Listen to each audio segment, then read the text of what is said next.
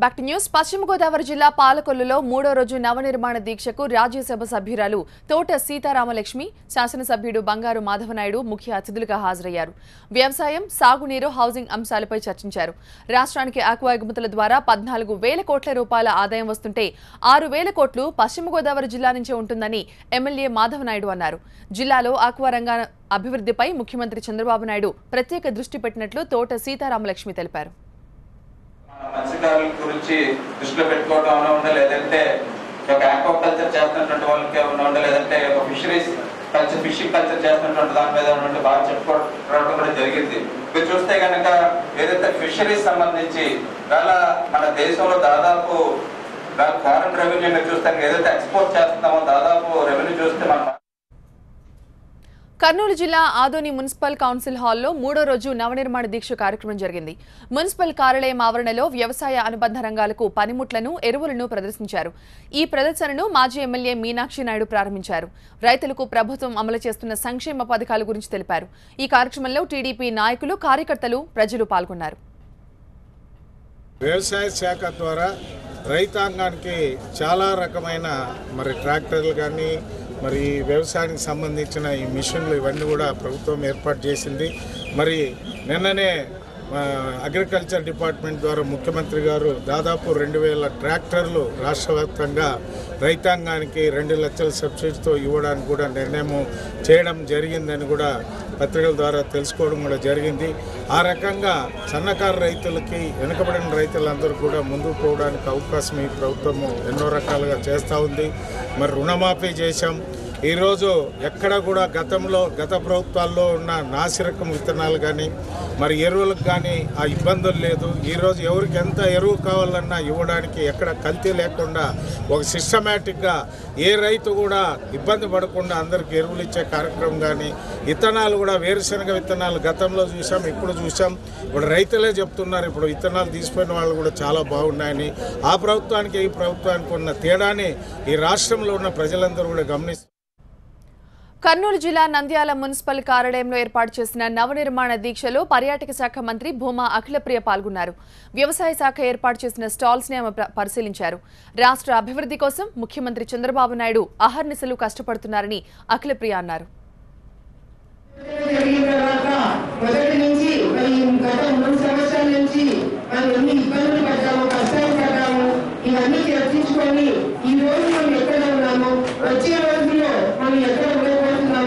ఇవన్నీ కూడా చర్చించుకోవడానికి ఈరోజు నవనిర్మాణ దీక్ష పెట్టుకోవడం జరిగింది. చాలా మంది విమర్శలు చేస్తున్నారు, ఎందుకు ఈ రోజులు నవనిర్మాణ దీక్ష పెట్టుకుంటున్నారు అని చెప్పి. నిజంగా ఈ రోజు ఏ చిన్న ఇబ్బంది వచ్చినా, సమస్య వచ్చినా ప్రభుత్వంలో ఎటువంటి కార్యక్రమాలు చేస్తున్నారు, రైతులకి కానీ, మహిళలకు కానీ, ప్రజలకు కానీ మేము చేస్తున్నాము, చేయబోతున్నాం అనేది ధైర్యంగా మేము ముందుకు వచ్చి చెప్పుకోవడానికి నవనిర్మాణ దీక్ష కూడా. కృష్ణా జిల్లా నందిగామలో కాకాని వెంకటరత్నం కళాశాలలో ఏర్పాటు చేసిన మూడో రోజు నవనిర్మాణ దీక్షలో ముఖ్య అతిథిగా రాష్ట్ర జలవనరుల శాఖ మంత్రి దేవినేని ఉమామహేశ్వరరావు పాల్గొని ప్రసంగించారు.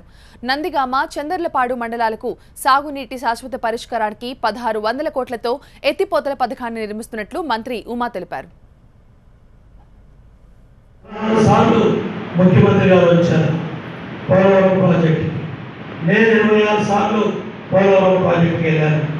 రేపు 8వ తారీఖున పోలవరం ప్రాజెక్టులో డయాఫ్రమ్ ఏదైతే కాపర్ డ్యామ్కి శంకుస్థాపన చేస్తూ ఉన్నాం, అట్లాగే ఐకాన్ బ్రిడ్జ్కి శంకుస్థాపన చేస్తూ ఉన్నాం. ముఖ్యమంత్రి గారు కూడా 8వ తారీఖు పోలవరం డ్యామ్కి వస్తూ ఉన్నారు. సాయంత్రం కాకినాడలో మహాసంకల్పం బహిరంగ సభకు వస్తూ ఉన్నారు. కృష్ణా జిల్లాలో బహిరంగ సభ జరుగుతుంది. నందిగామ గాంధీ సెంటర్లో కూడా బహిరంగ సభ జరిగి ఏం చేస్తాం, ఏం చేస్తాం, ఏం చేయబోతాం ధైర్యంగా గట్టిగా రైతాంగానికి, ప్రజలకి చెప్పాలని చెప్పి కూడా ప్రజాప్రతినిధుల్ని, శాసనసభ్యులందరినీ కూడా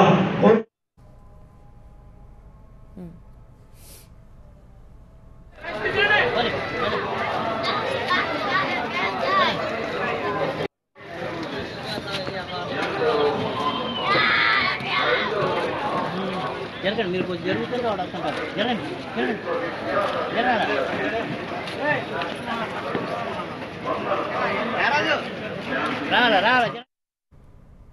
పశ్చిమ గోదావరి జిల్లా తణుకులో జరిగిన 3వ రోజు నవనిర్మాణ దీక్షలో పెద్ద ఎత్తున టీడీపీ కార్యకర్తలు ప్రజలు పాల్గొన్నారు. వివిధ అంశాలపై చర్చలు జరుపుతున్నారు. తణుకు ఎమ్మెల్యే రాధాకృష్ణ ఈ కార్యక్రమంలో పాల్గొన్నారు. రాష్ట్ర వ్యాప్తంగా పాదయాత్ర చేసినప్పుడు రైతుల పరిస్థితిని చూసి రైతులందరినీ కూడా ఆదుకోవాలనే లక్ష్యంతో పార్టీ ప్రభుత్వం అధికారంలోకి వస్తే రైతు రుణమాఫీ చేస్తాం, రైతులందరికీ ఉన్నటువంటి రుణాలన్నీ కూడా రద్దు చేస్తామని ఆ రోజు చెప్పడం జరిగింది. దానిలో భాగంగా రాష్ట్ర విభజన జరిగింది, ఆర్థిక ఇబ్బందులు ఏర్పడి ఒక రాజధాని లేకుండా, ఒక ఆస్తులు లేకుండా, ఎటువంటి ఆర్థిక వనరులు లేకుండా కొత్త రాష్ట్రం ఏర్పడింది. ఇటువంటి పరిస్థితుల్లో ముఖ్యమంత్రిగా ప్రమాణ స్వీకారం చేసిన రోజు మొట్టమొదటి సంతకం రైతు రుణమాఫీ ఫైల్ మీద పెట్టడం జరిగింది. 24,000 కోట్ల రుణమాఫీ చేసిన ఘనత ఈ రోజు దేశంలో ఒక్క తెలుగుదేశం పార్టీ ప్రభుత్వానికి, ఒక్క ముఖ్యమంత్రి చంద్రబాబు నాయుడు గారికి దక్కుతుందని మనందరం కూడా గ్రహించాలి. ఏ రాష్ట్రంలోనూ ఇటువంటి ఎంత పెద్ద ఎత్తున రుణమాఫీ చేయలేదు. రాష్ట్రానికి సంబంధించిన ఆర్థిక వనరులను ఉపయోగించి ఏ విధంగా మహానుభావుడు ఇక్కడ అన్ని కూడా ఇన్ని రుణాలు అందించారో తెలియదు, కానీ 24,000 కోట్ల రూపాయలు పూర్తిగా రాష్ట్ర ప్రభుత్వం నిధులు ఈ రోజు వెచ్చించడం జరిగింది అనేది మనందరం కూడా ఒకసారి అవగాహన చేసుకోవాల్సిన అవసరం ఉంది. ఈ రోజు బ్రాండ్, ఆ బ్రాండే ఈ రోజు రాష్ట్రాన్ని అన్ని విధాలుగాను కూడా ముందుకు తీసుకెళ్తుంది. ప్రపంచ దేశాలన్నీ కూడా ఈ రోజు ఒక చూపుతో, ఒక చంద్రబాబు నాయుడు గారు అనే బ్రాండ్ తో ఆంధ్రప్రదేశ్ లో పెట్టుబడులు పెట్టడానికి పెద్ద ఎత్తున ముందుకు రావడానికి కారణం నారా చంద్రబాబు నాయుడు గారు అనే బ్రాండ్. ఇబ్బందుల వల్ల, గడిచిన పాలకులు పరిపాలనా విధానాల వల్ల ఇవాళ వ్యవసాయం అంటే లాభసాటి కాకుండా వ్యవసాయదారుల పిల్లలకి పెళ్లిళ్ళు ఇచ్చే పరిస్థితుల్లో కూడా ఇవాళ ఈ రాష్ట్రంలో, ఈ దేశంలో లేదని చెప్పి కూడా ఈ సందర్భంగా తెలియజేస్తాం. ఇవాళ రైతులు గిట్టుబాటు ధరలు లేక చాలా ఇబ్బందులు గడిచిన ప్రభుత్వాల్లో పడ్డారు, కష్టాలు పడ్డారు. ఇళ్లలో ఉన్నటువంటి మహిళల మెడల్లో ఉన్నటువంటి మంగళసూత్రాలు కూడా బ్యాంకుల్లో పెట్టి వ్యవసాయాలు చేశారు, నష్టపోయారు. చాలా మంది మన తోటి రైతులు ఈ యొక్క అప్పుల్ని తీర్చలేక ఉరేసుకుని చనిపోయిన సందర్భాలను కూడా చూసాం. చాలా బాధ కలిగినాయి. పార్టీ రాష్ట్రంలో ముందుగా రైతుని అప్పుల ఊబులోంచి బయటపెట్టి తర్వాత వ్యవసాయాన్ని లాభసాటిగా చేయాలన్న కృతనిశ్చయంతో మన నాయకుడు పనిచేశాడని చెప్పి కూడా ఈ సందర్భంగా తెలియజేస్తా ఉన్నా. ఇవాళ డబ్బులు లేకపోయినా ఆయన ఎన్నికల్లో ఏమైతే ప్రధాన హామీ ఇచ్చారో రైతాంగానికి రుణమాఫీ చేస్తానని చెప్పి రుణమాఫీ చేసినటువంటి ప్రభుత్వం ఈ ప్రభుత్వం అని చెప్పి కూడా ఈ సందర్భంగా. కర్నూలులో జరిగిన 3వ రోజు నవనిర్మాణ దీక్షలో జనం ఉత్సాహంగా పాల్గొన్నారు. అడ్డగోలుగా రాష్ట్రాన్ని విభజించిన కాంగ్రెస్ కి తగిన శాస్తి జరుగుతుందని కర్నూలు ఎమ్మెల్యే ఎస్వి మోహన్ రెడ్డి అన్నారు.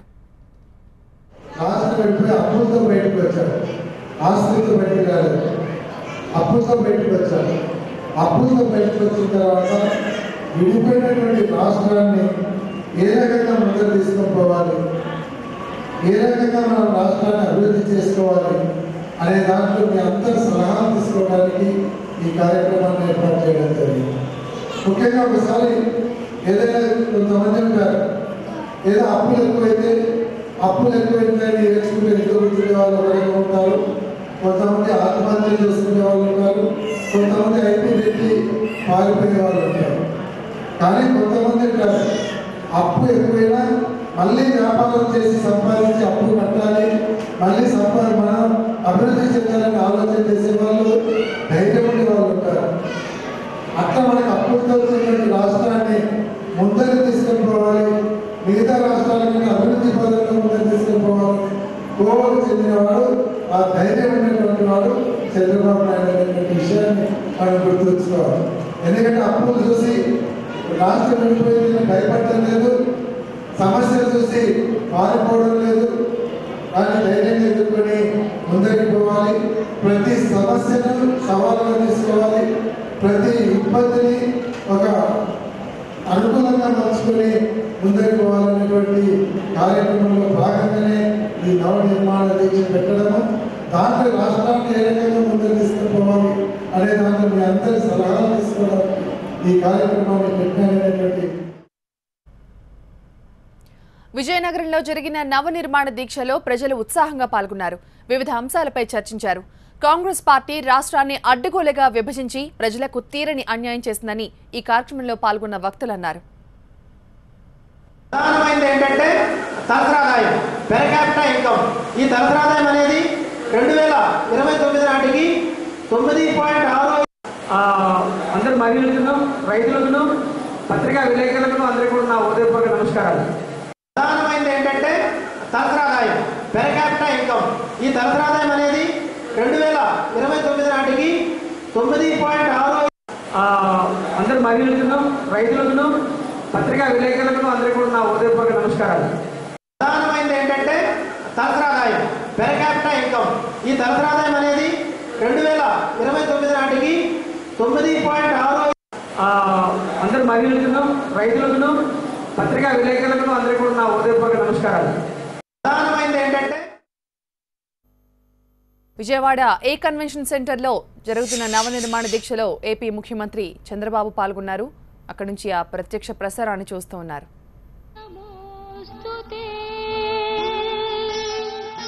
మహాలక్ష్మీ నమోస్తుతే,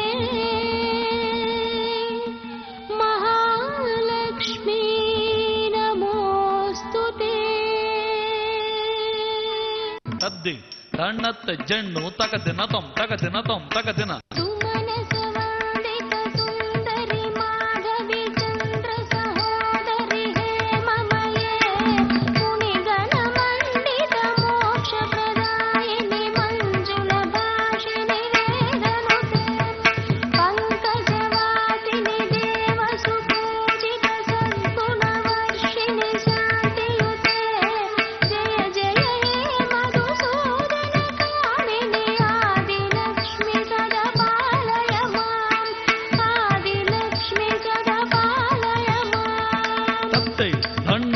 దింద తకదినతం తకదినతం తకదిన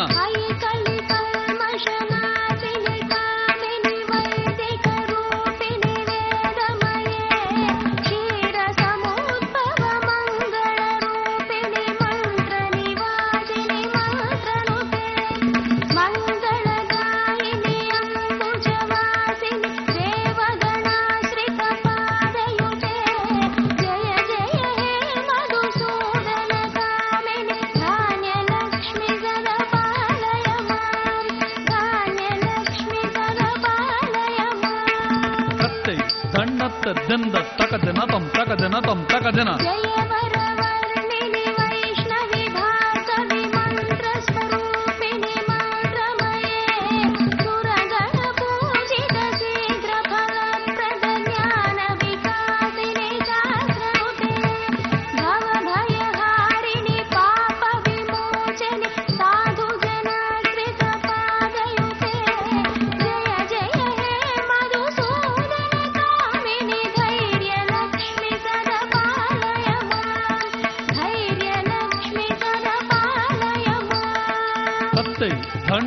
దింద తకదినతం తకదినతం తకదిన